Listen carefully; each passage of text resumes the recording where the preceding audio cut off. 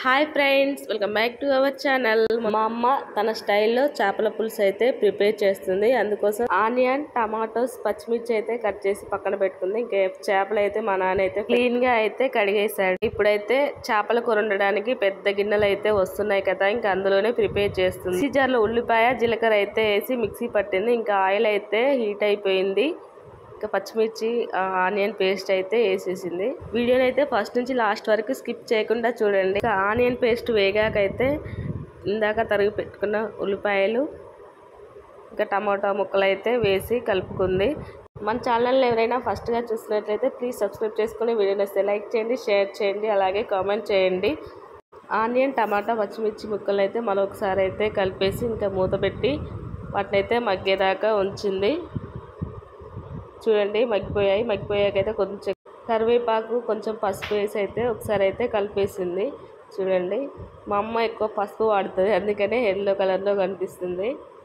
ఇంకా ఇది కొద్దిసేపు మగ్గాలని మళ్ళీ మూత పెట్టేసింది. ఇంకా తర్వాత అల్లం వెల్లుల్లి పేస్ట్ అయితే కలిపి మళ్ళీ మూత పెట్టేసింది. చింత పులుసులో అయితే ఫస్టే ఉప్పు, కారం వేసుకుంది. ఏమైనా గడ్డల్లాగా ఉంటే కలుపుతుంది. ఇంకా కలిపాక ఇంకా తాలింపులో అయితే వేసేసింది. వేసి మరొకసారి అయితే గంటతో అయితే కలిపేసింది. కొద్దిగా మెంతు పొడి కూడా వేసి అయితే కలిపేసింది. మీరు ఎలా చేశారో నాకైతే కామెంట్ సెక్షన్లో కామెంట్ చేయండి. ఇంకా మూత పెట్టేసింది. మూత పెట్టాక ఒక 5 మినిట్స్ తర్వాత ఇలా మసిలిపోతుంది అనమాట. ఇంకా ఈలోపు అది మసిలేలోపు నేను మటన్ అయితే కట్ చేసేసింది. ఇంకా చారు అయితే మనకు మసిలిపోయింది.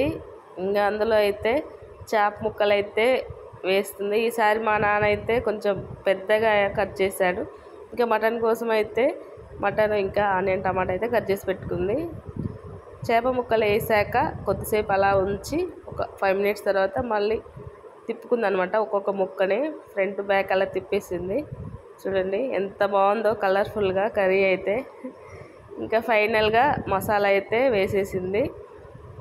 ఇంకా మసాలా వేసాక ఒక 5 మినిట్స్కి అయితే ఉడికిపోయింది కూర అయితే. ఇంకా మనకు అది ఉడికింది అనేది ఎలా తెలియాలంటే చారు అనేది చిక్కగా వస్తుందంట కొంచెం, అలా గంటెతో అంటుంటే. అదే అనమాట మా అమ్మ స్టైల్లో చేపల పులుసు. మీకు నచ్చితే లైక్ చేయండి, షేర్ చేయండి. మీరు ఎలా వండుకుంటారో కామెంట్ సెక్షన్లో కామెంట్ చేయండి. చూడండి, ఫైనల్గా ఇంకా చేపల పులుసు అయితే రెడీ అయిపోయింది. Thank you for watching my channel. Bye friends, మరో వీడియోతో మీ ముందుకు వస్తాను.